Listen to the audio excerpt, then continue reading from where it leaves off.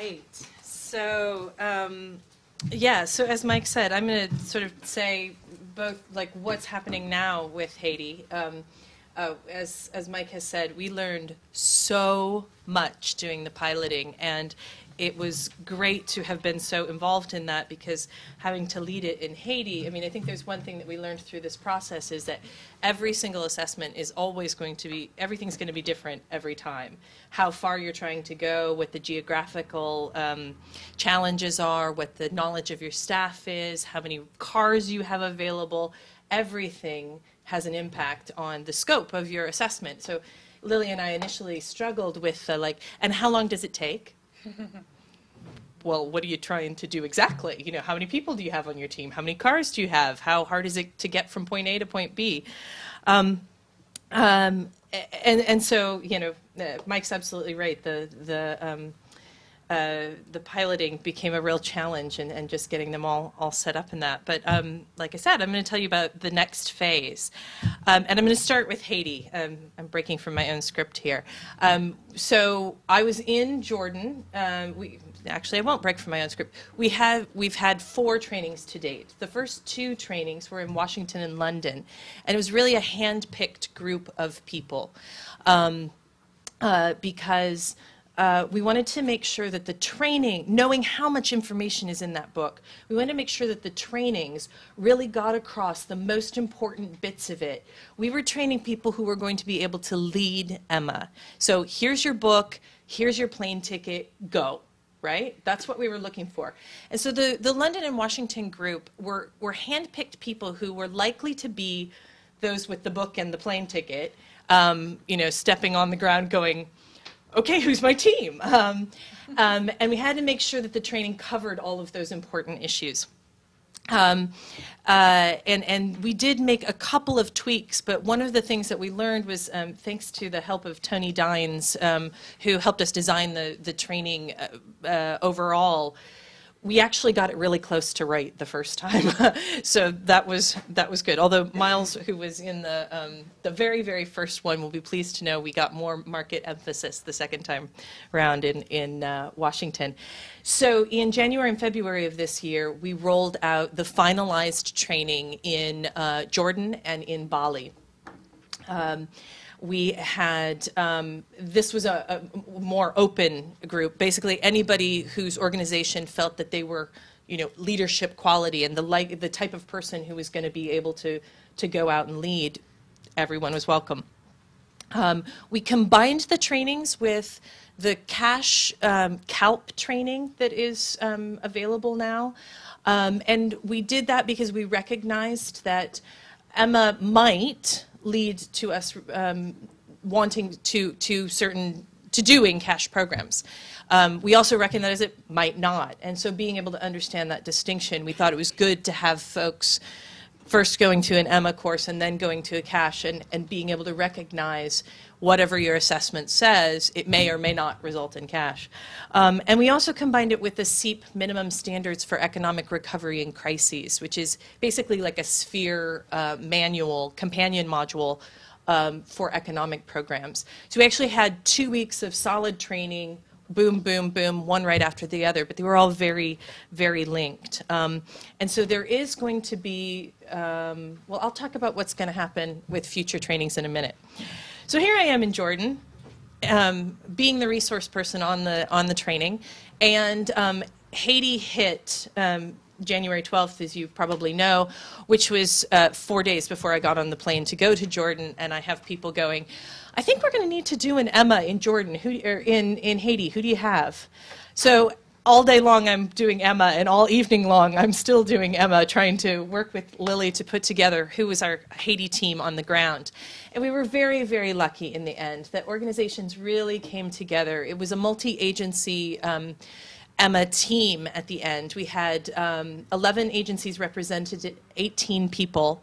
And I would say about half and half Haitian and not Haitian, about half and half French as their first language and French not as their first language, which really, you know, much as Mike said with Myanmar, brought home the challenges that you have when you're trying to train and lead something that is in a different language than the people that you're working with. But we got there. We got there because we had a really, really strong team. In Haiti, what happened was that we did it in about 10 days. We worked from the 7th to the 17th, and we amazingly were able to cover 4 market systems. And I think the reason that we were able to do 4 was in part because we had a largish team. 18 people is a lot of people on an assessment. But more than that, because the quality of people that the organizations had put forward they were really, really good people. So it was a bit easier to break out into 4 separate groups. So one of the first things that we looked at was selecting the market. And we looked at what all the critical issues, critical needs were in terms of non-food items, food items, and we just went through a selection, paring it down kind of process. We came up with rice and beans as the 2 food items that people prioritized based on what Haitian diets are. That's kind of seen as the thing. We wanted to have one that related to income because we knew that people's loss of income was a huge issue. And so we looked at construction labor, and what was the key question was, what is the ability of construction labor, now I don't have the key question in my head, sorry about that, but how can construction labor contribute to people's income? The affected population was actually the whole of Port-au-Prince was what we looked at.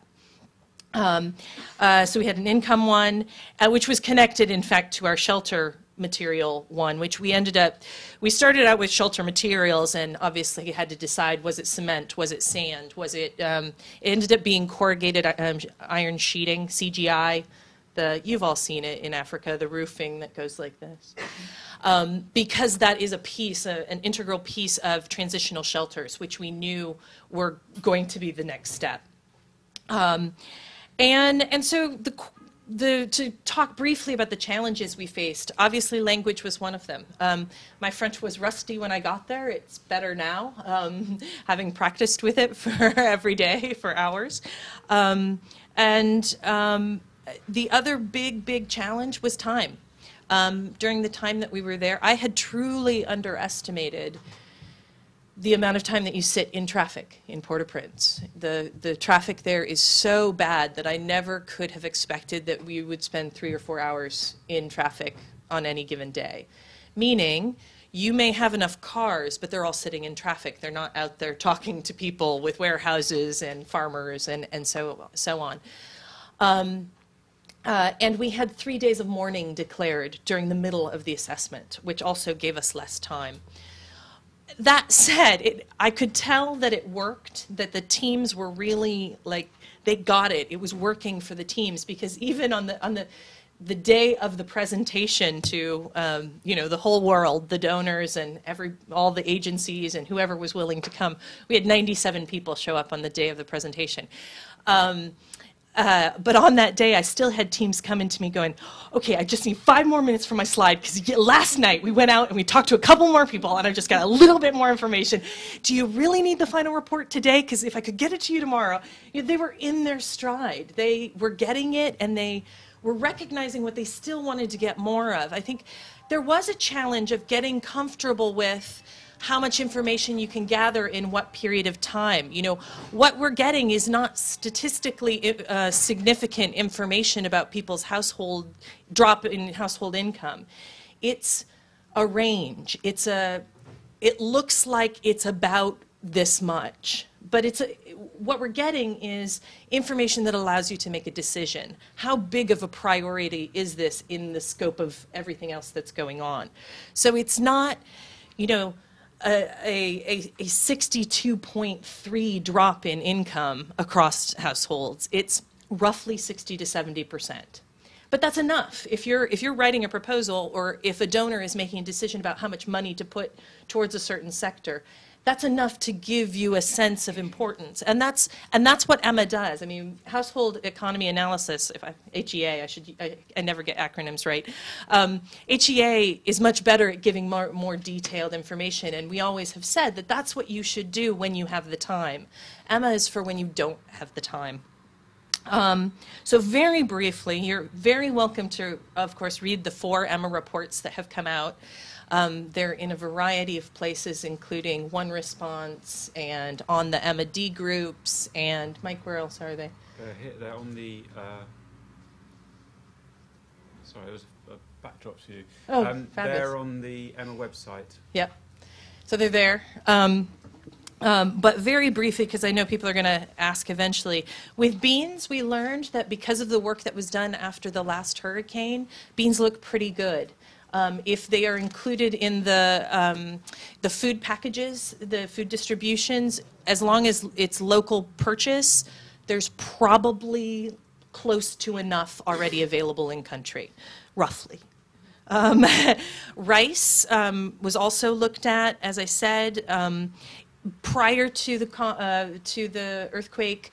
About half of the rice was imported anyway. So again, as long as local farmers are getting, as long as we're using local farmers to purchase rice for the distributions first and making sure that they get the signals that they should plant, they will get people buying from them, there is a market there, then it's okay that there's also imports because they were there before. And it's just a case of using the systems that were already there. It's not just automatically bad that there's rice imports.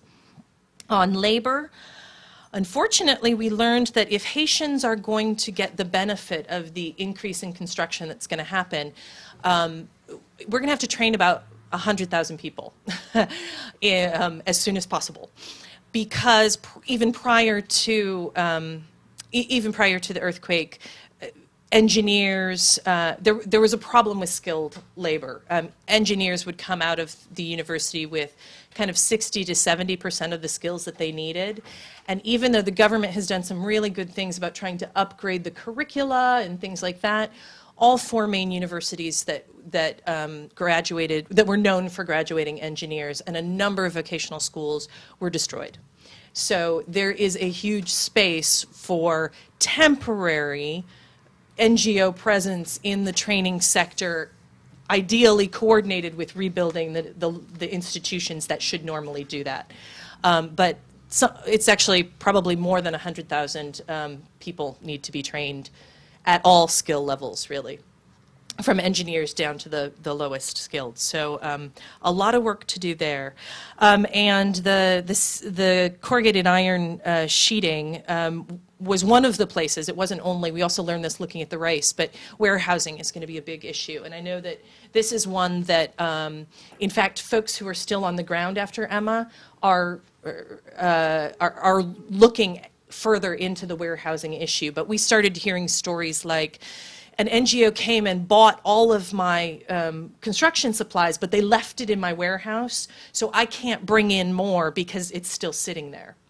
And us just not being conscientious of what it means when we take up warehouse space that should be used in other ways. So, and the other big thing that came out of that particular market system analysis was that people preferred to receive their reconstruction materials in kind. So vouchers and other in-kind methodologies were recommended. I know vouchers are cash, but you get an in-kind thing. Next steps for Emma. So we're really excited. We expect to have an extension of our OFDA grant, which will go for another 18 months so that we can get some more training in. So we're very pleased about that. We're looking at about 6 more trainings over the next 18 months, and there's going to be a sign-up sheet next door for those who specifically want to receive the invitations to the trainings, or put your friend's email on there. I'm fine with that too. We're currently looking at the locations. We know, because we've already done them in Asia, Middle East, the US, and the UK, Africa is the obvious sort of next place for us to do it. And we'll continue to look at a variety of locations, but I think Africa is pretty much on the list for next. And the website, you've got the address for the website there. We are going to continue to make that a lively resource, in fact. We want to have the Emma reports on there. We want to have lessons learned on there, have a sort of available listing of people who've been trained in Emma. So if your organization doesn't have capacity yet, but something happens, you know, God forbid, next week, and you want to get someone to come do an Emma with you, those are the kinds of things that we want to have on the website to make it a real resource for people who are doing Emma on the ground, as well as, you know, there's a whole list of resources that if we had put them in the Emma manual itself, the manual would be this thick. So those kinds of resources will also be available on the website. I think that's it. Thanks, Karen.